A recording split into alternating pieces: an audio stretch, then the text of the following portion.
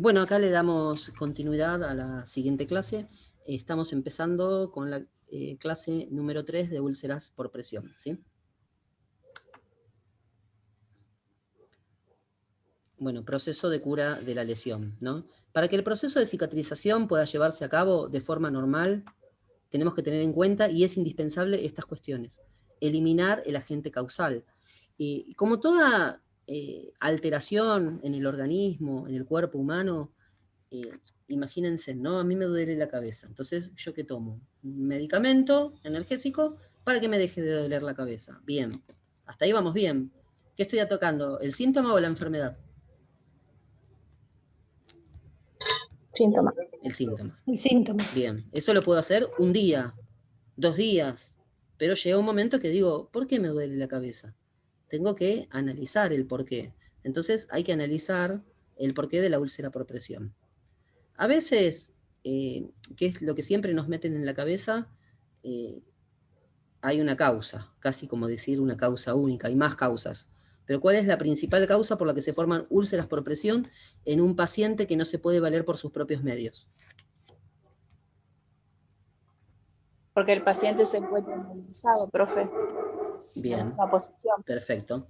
Y ahí es donde aparece nuestra responsabilidad como profesionales, ¿sí? Sí, porque nos tiramos cada 2 horas. Exactamente, no lo rotamos cada 2 horas, no le hacemos los tratamientos para evitar el contacto continuo de la piel con alguna zona de apoyo, ¿sí? Entonces ahí está fallando nuestro trabajo. Primer tratamiento, primer cuidado que enfermería tiene que hacer es ese, la prevención. La prevención en todo, pero bueno, hablando de úlceras por presión, tenemos que prevenir que se produzcan. Para eso rotarlo cada 2 horas, utilizar algún elemento, como podría ser un colchón inflable, almohadas, algún elemento para evitar el constante roce de la piel con la cama.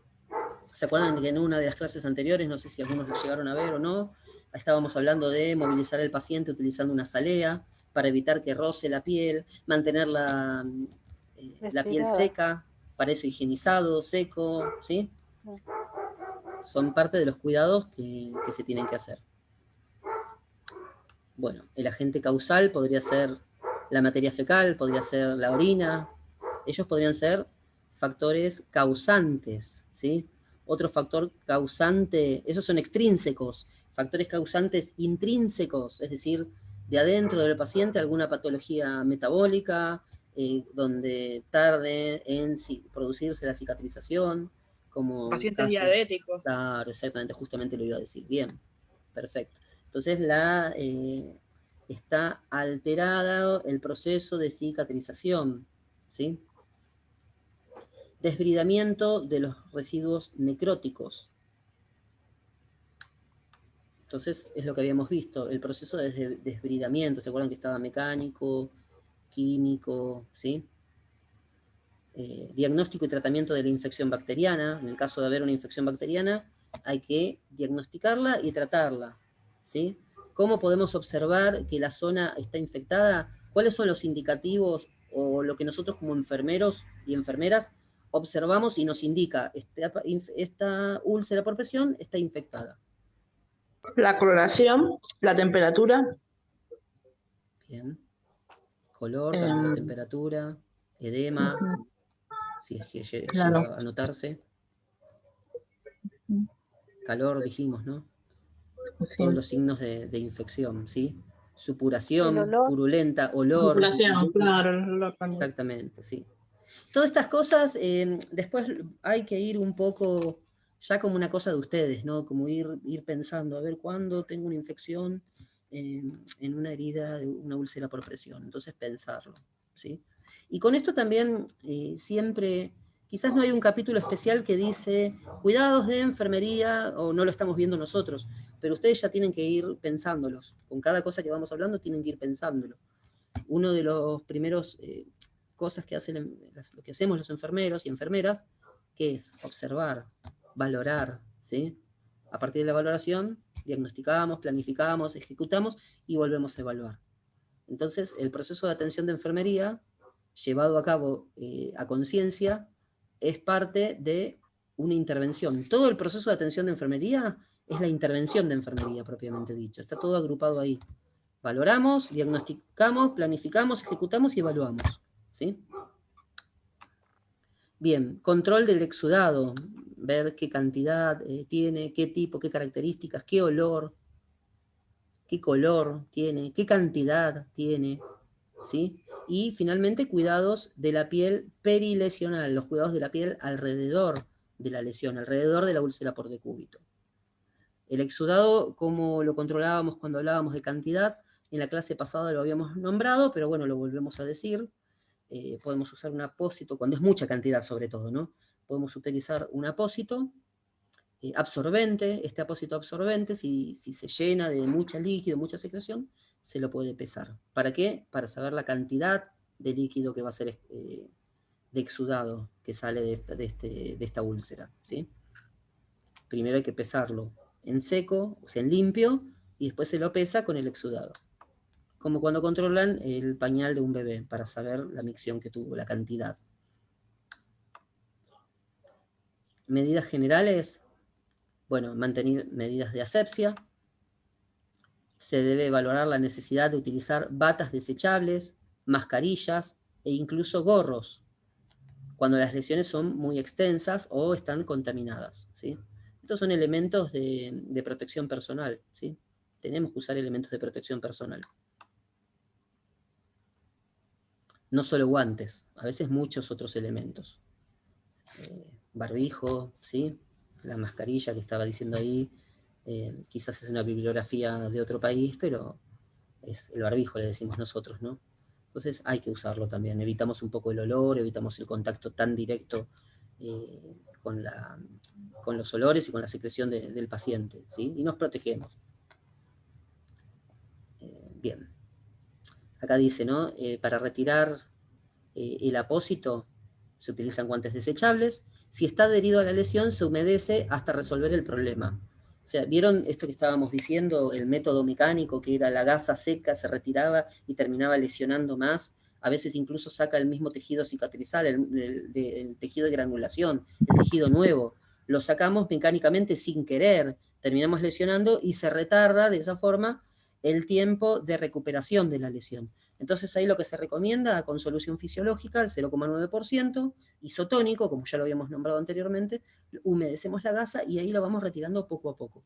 Retiramos un poco, vemos que está pegado, otra vez seguimos humedeciendo la gasa y ahí vamos retirando hasta poder retirarla del todo. Bien, medidas generales, continuamos con las medidas generales.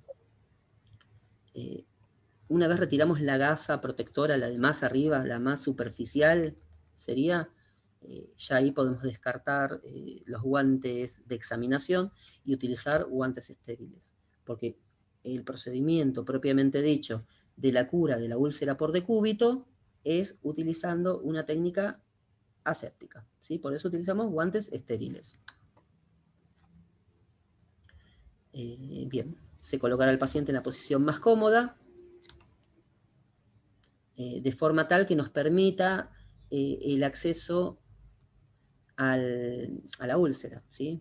Si tiene que ser de cúbito lateral, se lo pone de cúbito lateral, otro enfermero puede sostenerlo mientras uno realiza la curación, ¿sí?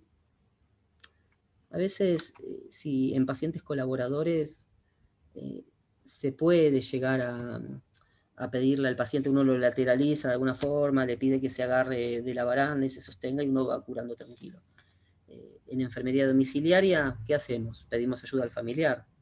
En una clínica a veces es difícil utilizar al familiar, porque bueno, porque la clínica, ya sea por los protocolos de la clínica, o sí, de la institución en general, no le gusta que le pidamos ayuda al familiar. ¿Cómo? ¿No hay enfermeros como para ayudarse?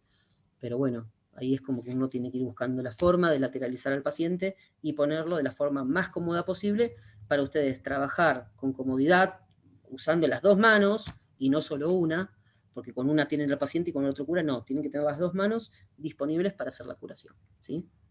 Porque imagínense, tengo guantes estériles, no puedo agarrar la solución fisiológica que no está estéril irrigar la zona para poder hacer una limpieza, y después con eso mismo, o antes que toque esa solución fisiológica que no está estéril, abro una gasa y ya estoy contaminándome las manos, deja de ser una técnica séptica. ¿Se entiende, no? ¿La idea? Sí, sí, profe. Bárbaro, perfecto. Ahí están escribiendo por el chat. En algunos casos se utiliza dejarle vaselina pomada donde está la pomada y en los puntos de típicos que se pueden producir úlceras por presión. Ahí, Martí Arena, yo le voy a preguntar más precisamente lo que está haciendo referencia. ¿Usted qué dice? ¿Vaselina para qué? ¿Para la cura o para prevención? Yo En creo algunos que... casos, ¿me escucha, profe? Sí, sí, sí. En algunos casos yo he visto que ponen, después de la úlcera, producida la úlcera, ponen vaselina pomada pomada con azúcar, por ejemplo. Son diabéticos, ¿no? Sí. Pero también he visto que ponen pomadas, úlceras.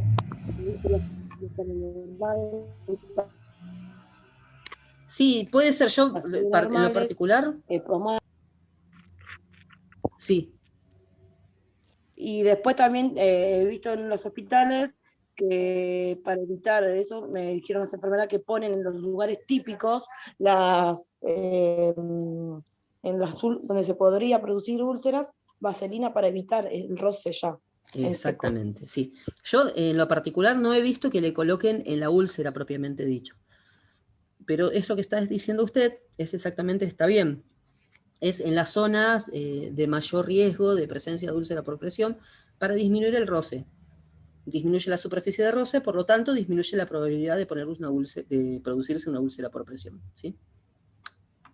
Hay una vaselina, profe, que se llama Irpsol, que no me acuerdo qué medicamento tiene, que se utiliza en los pacientes que le tienen alergia al sulfato de plata, porque hay algunos pacientes que le son alérgicos al sulfato de plata y no utilizan Ah, puede ser, Flaxul. puede ser. Sí, Sí, sí, sí. me ha pasado un par de veces. Sí, sí, yo no la conocía específicamente, pero sí. Sí, sí. Así que bueno. Bueno, ¿alguien más quiere decir algo o continuamos? Bueno, continuamos. Tratamiento con cura seca. Se basa en el concepto de que la lesión debe permanecer seca para su cicatrización. Vieron que dicen también que las úlceras húmedas, ¿qué favorece? ¿El desarrollo de qué?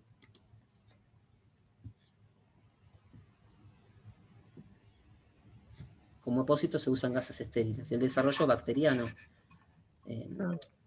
¿Sí? Una zona húmeda, caliente, resguardada del medio externo, puede favorecer el desarrollo bacteriano. ¿Sí?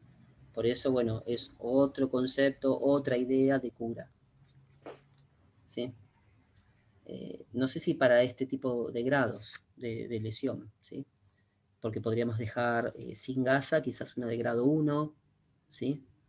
Poniéndole algún tipo de crema, pero dejándola al aire y rotando, haciendo las rotaciones adecuadas, ¿sí? Bien, ¿problemas con el tratamiento de la cura seca?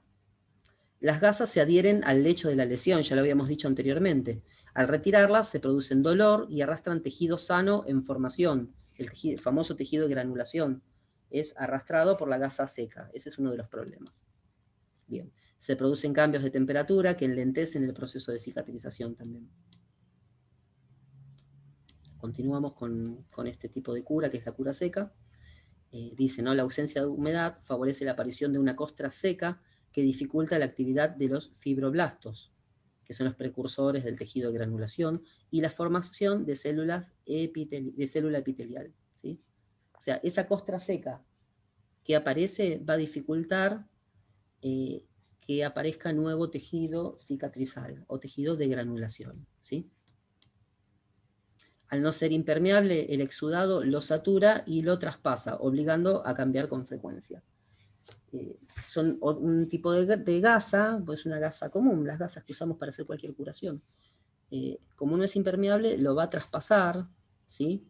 Y vamos a estar teniendo que cambiarlo con frecuencia. Y como está seco, si lo cambiamos con frecuencia, vamos a terminar lesionando o sacando el tejido de cicatrización. Aunque la forma de retirarlo sería como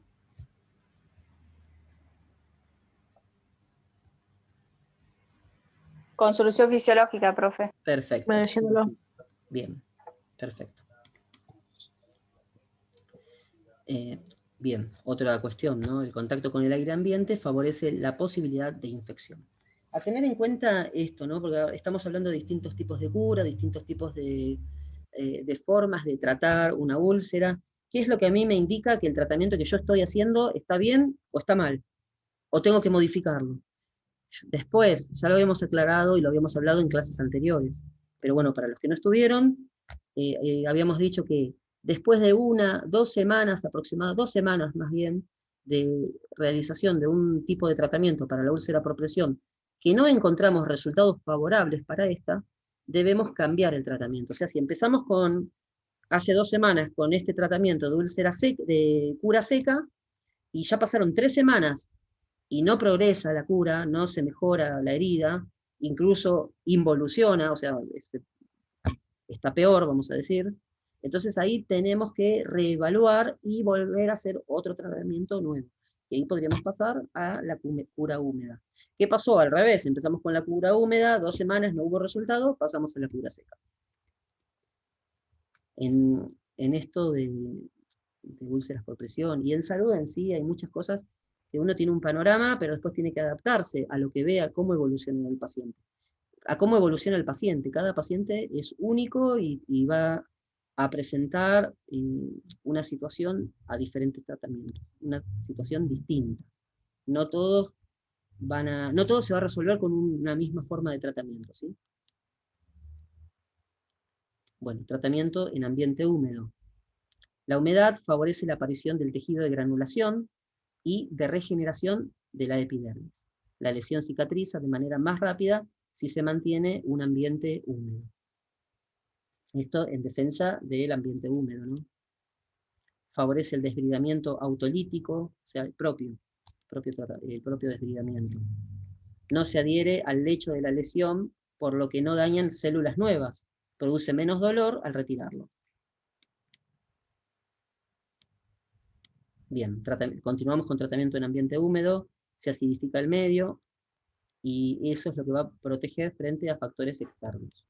Cada parte queda cerrado, queda protegido de los factores externos, de la tierra, del polvo, de cualquier elemento que se pueda llegar a aparecer ahí.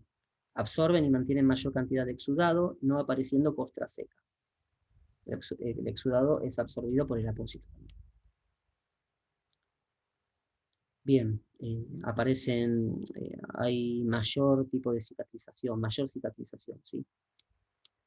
Por los fibroblastos, tejido de epitelización, granulación, ¿sí? Bien, la limpieza de la lesión forma parte de la primera fase para preparar el lecho de la lesión. Los productos que posteriormente vamos a utilizar actúan adecuadamente, ¿sí? Haciendo una buena limpieza. Primero hay que limpiar bien, sacar todas las gasas, pasar solución fisiológica, limpiar por tocación, y ahí ya tenemos, limpiar y secar por tocación. Después de eso ya va a quedar la herida lista y preparada para utilizar los elementos que vayamos a utilizar, ya sea Plaxul, sea azúcar, o el producto que vayamos a utilizar. Siempre hablando en úlceras de grado 3, grado 4. La idea es no llegar a esas úlceras, pero puede ser que las tenga el paciente. Humedecer la lesión favorece la cicatrización, retirar los restos adheridos y exudado. Todo eso de sacar los restos adheridos, el exudado, va a disminuir las posibilidades de una futura infección.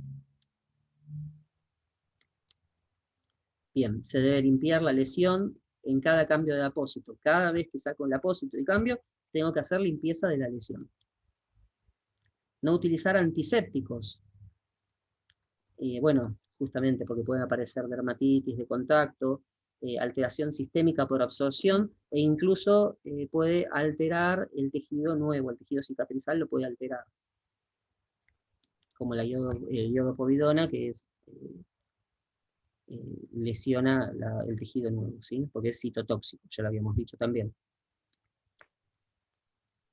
Acá decimos, bueno, usar suero fisiológico a una temperatura cercana a la corporal. No es recomendable utilizar demasiada presión, vieron que a veces agarran así, apretan el pomo y va mucha presión. No, porque también se puede lesionar el tejido de granulación, ¿sí? Lo tiran así que vaya cayendo nada más. Se puede utilizar una jeringa de 20 centímetros con una aguja de 0,9. Esto es lo que va. En vez de agarrar el pomo y directamente tirarlo ahí, pueden cargarlo en una jeringa de 20 o 60, si quieren, depende del tamaño de la herida. Lo cargan con solución fisiológica.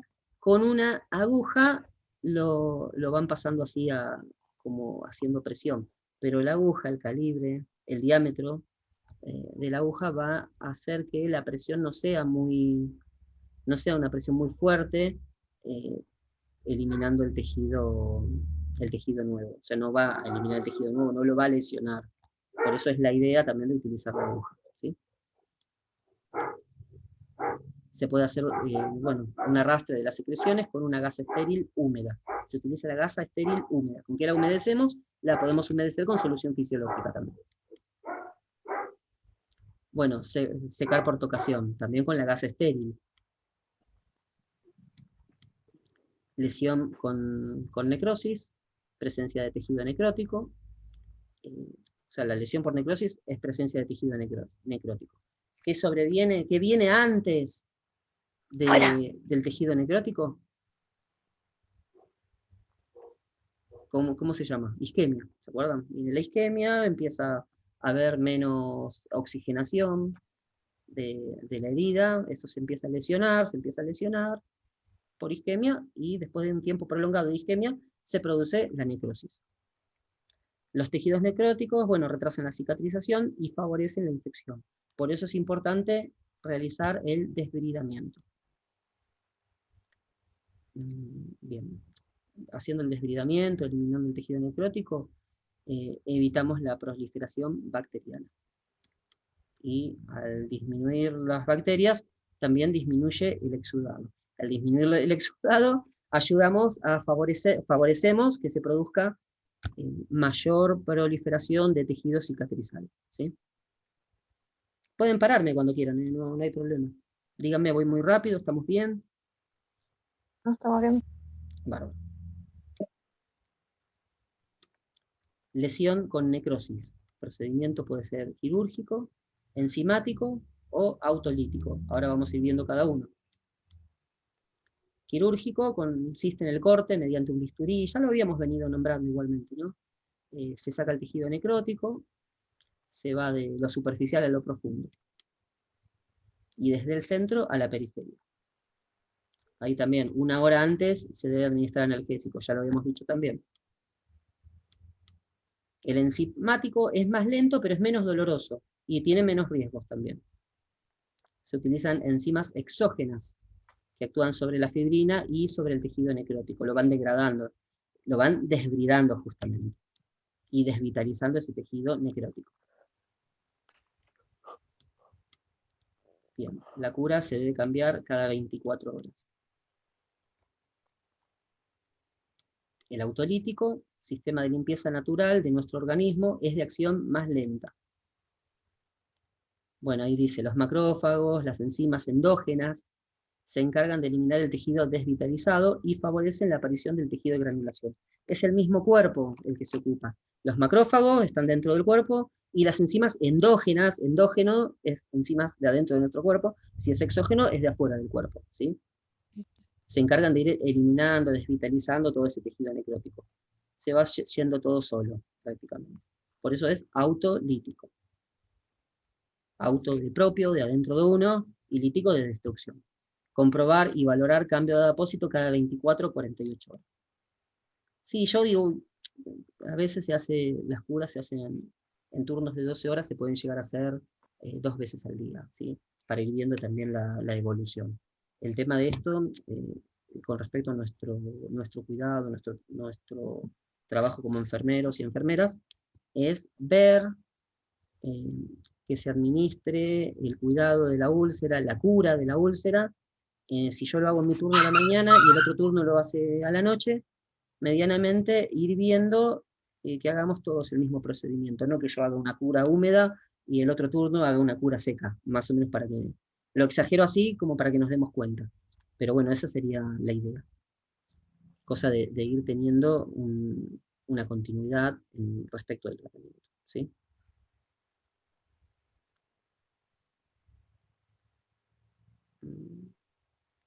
Bueno, seguimos. Me están preguntando por WhatsApp. A ver, esperen, voy a preguntar. Una pregunta. Una herida considerada que ni fue curada debidamente o realizado puntos que se tendría que hacer. No, y la cura se hace por un tiempo. Eso tenemos que tener cuenta, ¿no?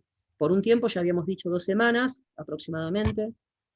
Si vemos que no hay resultado, cambiamos y hacemos otro tipo de cura, ¿sí? Quizás con otros productos. Si estábamos usando azúcar, bueno, ahora usamos Platzul. También se usaba el Platzul mezclado con azúcar, se hacía una combinación y bueno, y se curaba. Hay que ver si también las curaciones se hicieron bien y en el tiempo y forma como correspondían. También hay que evaluar eso. Creo que ahí le estoy dando respuesta a Graciela, si no me equivoco. Sí, profe. Ah, perfecto. ¿Quedó claro ahí? Ya lo habíamos dicho igual, creo, ¿no? Yo lo leí tarde el mensaje.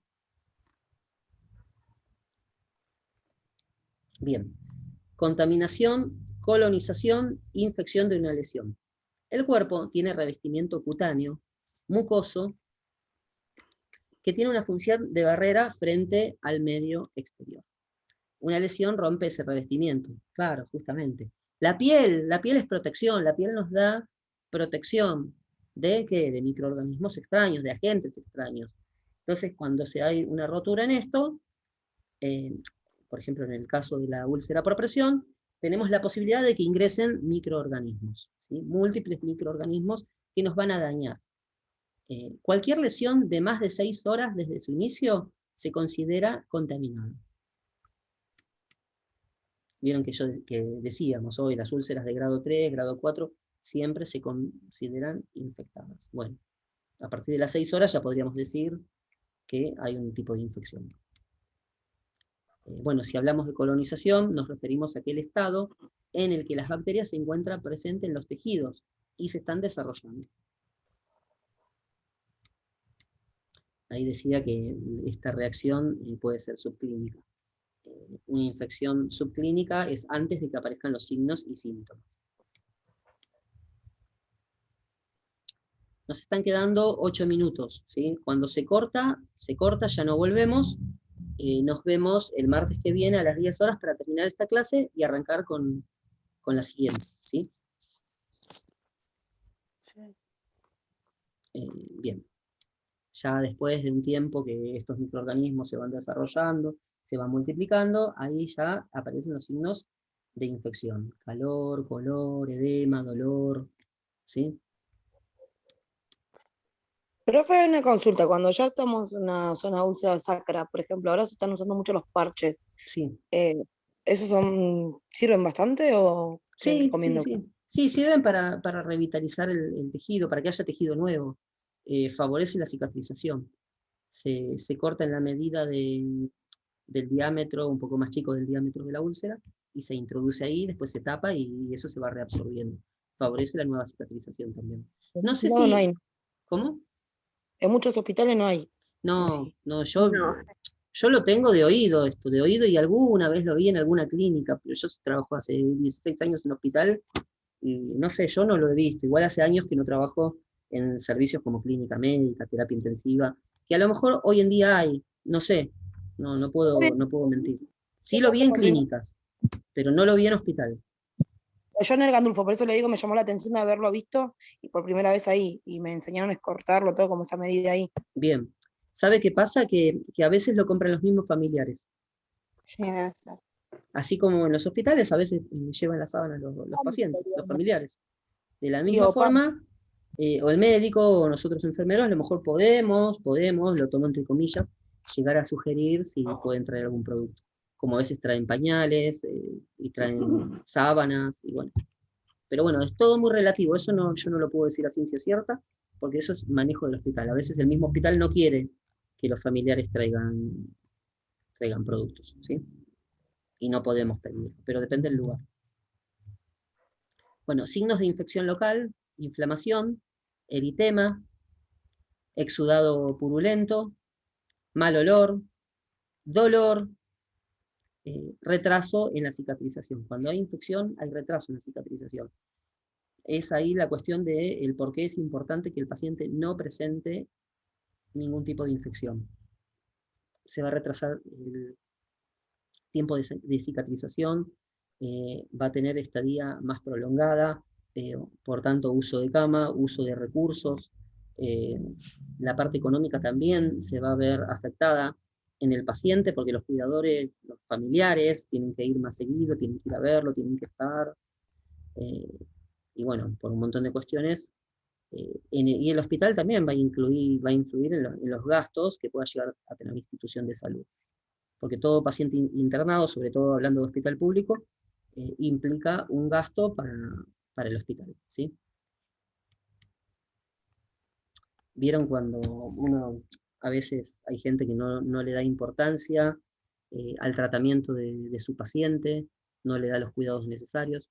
Bueno, eso indirectamente va a influir en nosotros mismos, como personal de salud, que vamos a estar afectados por un sueldo que depende muchas veces del hospital o del Estado, de lo público.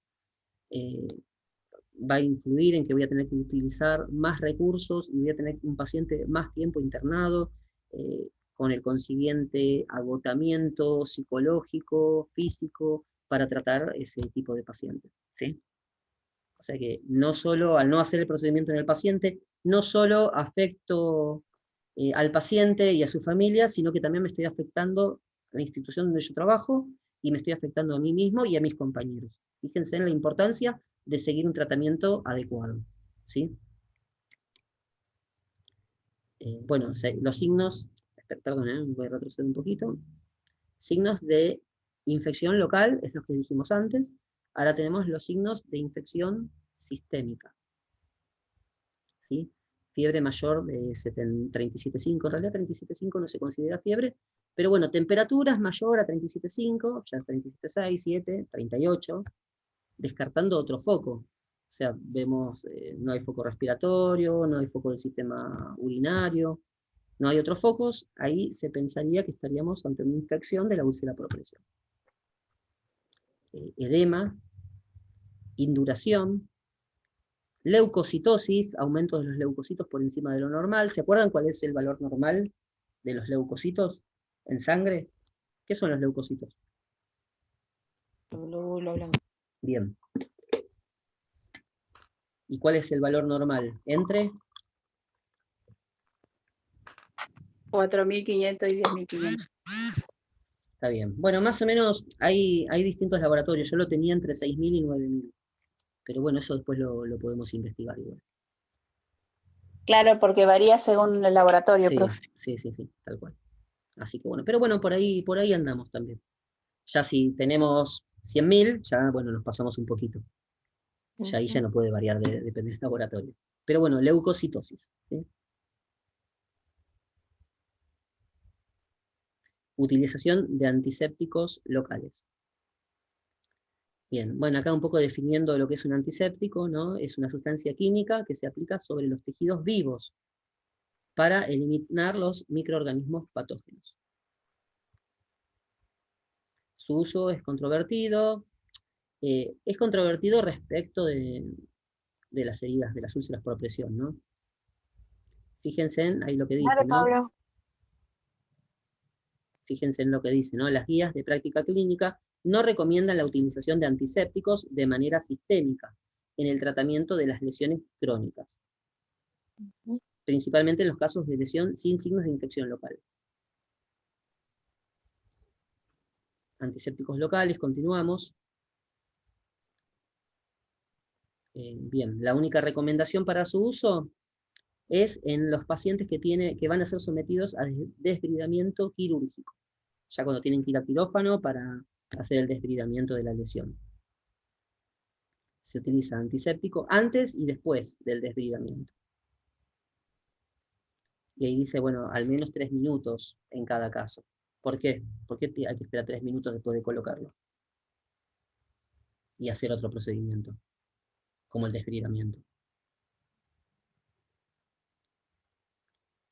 porque hay que dejarlo actuar. Tiene un tiempo de actuación, ¿sí? No actúa, no es que le coloco el antiséptico. Como cuando voy por la calle, me pongo alcohol en gel y ya me toco la nariz, los ojos. No, tengo que esperar un tiempo, entre 2 y 3 minutos, que actúe, ¿sí? Una vez usado sobre la úlcera, se tiene que lavar con suero fisiológico para limpiar los rectos. Tengo que dejar libre de antisépticos la región de la zona de la herida, ¿sí? Nos queda menos de un minuto. Termino este PowerPoint y cortamos, ¿sí? Los antisépticos son tóxicos para las bacterias, virus y hongos. Como no actúan de forma selectiva, pueden ser citotóxicos para el tejido, habíamos dicho, como por ejemplo la iodopovidona, que es citotóxica, por eso no se utilizan las úlceras por presión. Afectan los leucocitos, los fibroblastos, y por lo tanto afectan la cicatrización. Bueno, nos vamos a quedar acá, gente, ¿sí? Así que bueno, nada, muchas gracias por haber estado en la clase. Nos vemos el martes que viene a las 10 horas, siempre el mismo horario, ¿sí? Ahora me voy a Ok, fijar en profe. qué Muchas PowerPoint nos gracias. quedamos. No, por favor. Y yo después les escribo y les digo, nos quedamos en tal PowerPoint, así ustedes también me hacen acordar, ¿sí? Así que bueno, nos vemos. Chau. Chao, profe. Chao. Chao, profe. Chao, chicos. Chao, chao, muchas